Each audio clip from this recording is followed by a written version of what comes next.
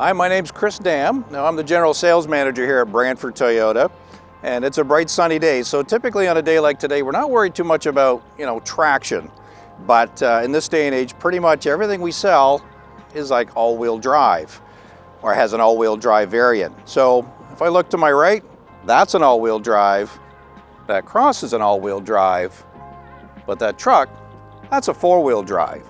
So what's the difference? Well, that's our topic for today. Difference between all-wheel drive and four-wheel drive and when to use it.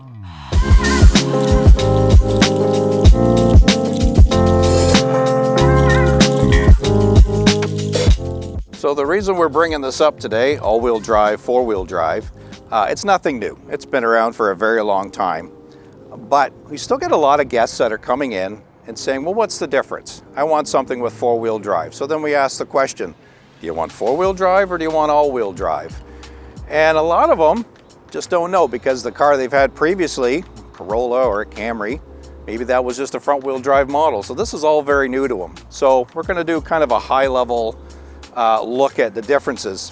Beside me, we got a 2024 Sienna, which you can get in front-wheel drive or all-wheel drive. Now, to be fair, traditionally our all-wheel drive cars will have a drive shaft which goes from the front to the back and operates the back wheels. We have some RAV4s around here that do that.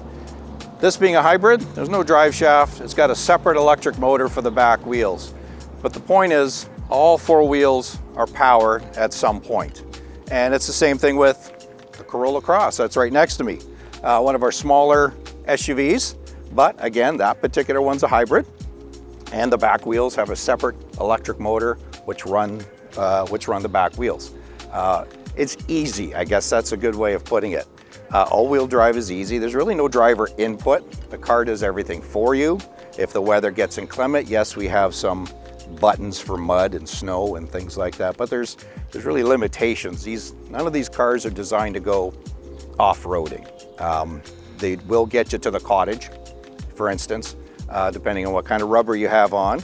But if you want to get off the beaten path and you're going to get yourself into situations with deeper sand, maybe you're pulling a trailer and you need that extra kind of heavy duty traction, that's when we start looking at a truck. And the truck is a four-wheel drive.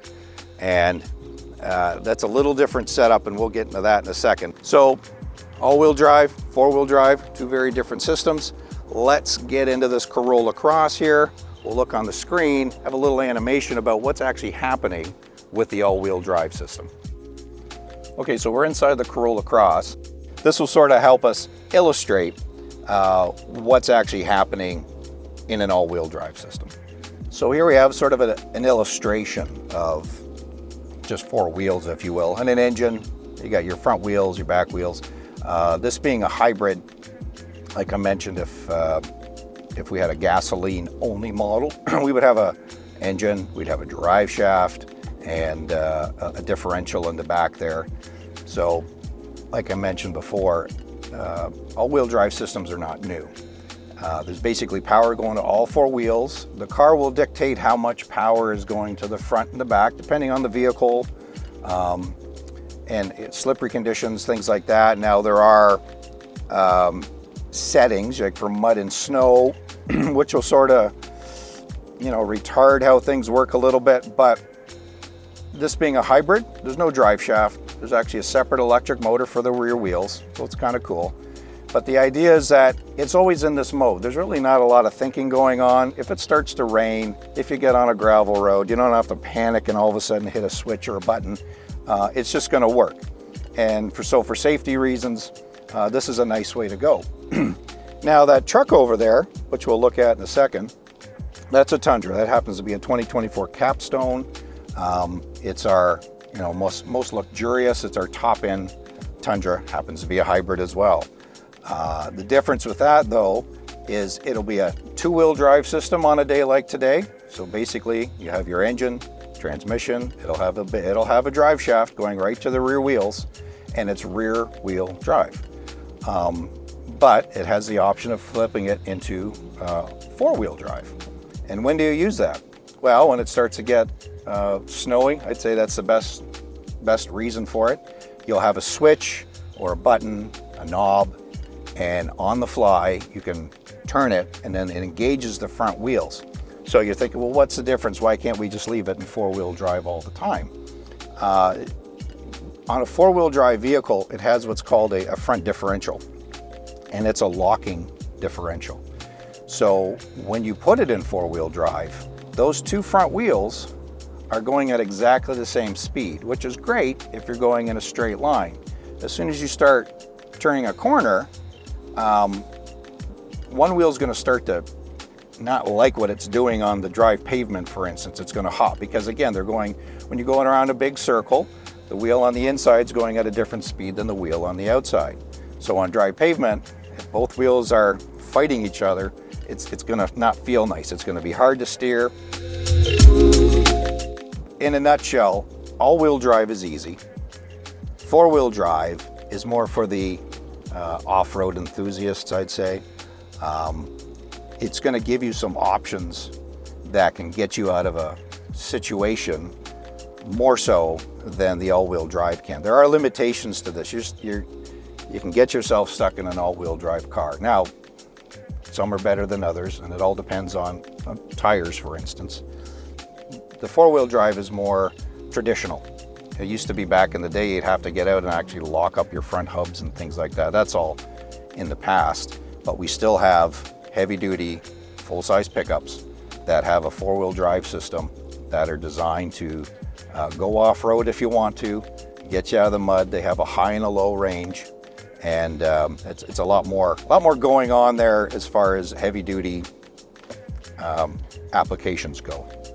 So, in conclusion, an all-wheel drive system, again, it's the most common system in most of the cars on the market today.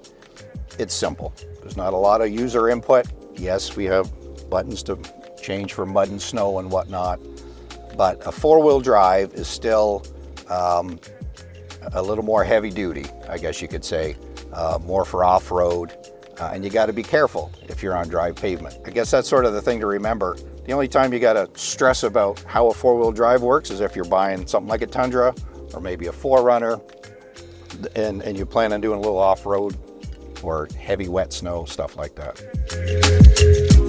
So now we're sitting in a 2024 Tundra Hybrid Capstone. So this is as nice as it gets for our trucks.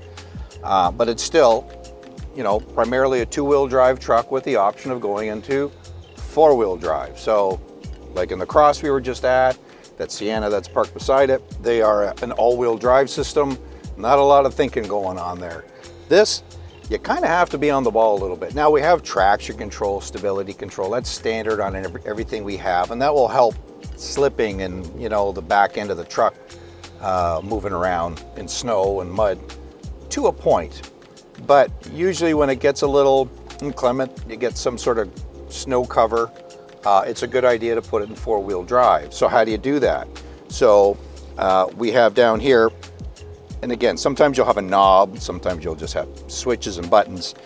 We sort of have this little slidey lever here on the Tundra. So if we, right now we're in too high. So what does that mean, too high? Well, we'll get to that in a second, because the first step is to put it into 4 high. So a mechanical thing actually happens. We've now engaged the front wheels, that differential, which is a locking front diff. The front wheels now have power to them.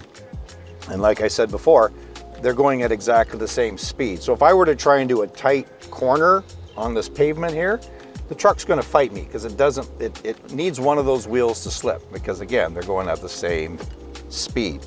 But when it's slippery, you're in mud, you're in snow, you got lots of grip. And that's where that comes into play. Now, once you're in four-wheel drive, and maybe you're on a gravel road or whatnot, you have a low setting. So this is something that the all-wheel drives don't have. The way that works, there's like a center differential, a different set of gears. So the first thing I'm going to do is I'm going to put this into neutral, and then from there I can drop it down into 4 low, and it's going to go. The truck just did a little clunky thing again. It's a mechanical action that physically happens when you put it into that setting. So then from there, I can put it back into drive. This is sort of designed to really just be in first gear. You're not going to run through all the gears when you're in this low setting. So what does that low setting do? Essentially, it doubles your torque.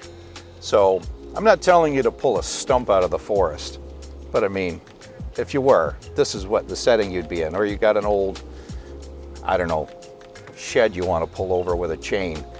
That gives you an incredible amount of torque. This particular setup has almost 600 pound-feet of torque. In the regular setting, you're pretty much doubling that now. So that's for maybe doing some hill climbing. It's a little funny with this particular truck being more luxury than anything to have those settings, because realistically, when are you actually going to use them? You can tell by this interior, it's very nice.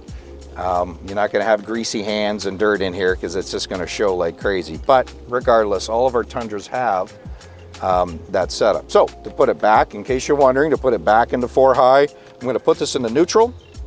I'm going to put it back into 4 high. You hear a little clunk there. I don't know if you heard that. The truck made a little shift because, again, something mechanically is happening. And then from there, I can be in drive and I can put it back into 2 high. Now, going from 2 high to 4 high, you can do that at speed on the highway. I believe in this truck up to 100 kilometers an hour. Some people say, hey, why can't I put it into 4-wheel drive beyond 100? Well, if it's that slippery that you need to put it in 4-wheel drive, you're probably going too fast. Just my opinion. But I guess the point we're getting to here, this is a little more involved. You got to be on the ball. My wife drives our Tundra 90% of the time. She works with it just fine. If it's snowy, just leaves it in 4-wheel drive for the drive to work. But there's a little bit of thinking going on. So just be aware of that. And again, there's truck guys out there like, well, this is nothing new. I've known this forever. But I guess for those consumers that are sort of thinking about getting into a vehicle like this versus, say, you know, a Sienna or even a Highlander, Grand Highlander, there's not a lot of thinking with those vehicles. You just sort of put it in drive and go, and it makes it easy. So hopefully that sort of explains a little bit differences between all-wheel drive and 4-wheel drive for you. Again, it's nothing new. But we do find in this business, there's a lot of folks that it is new to them.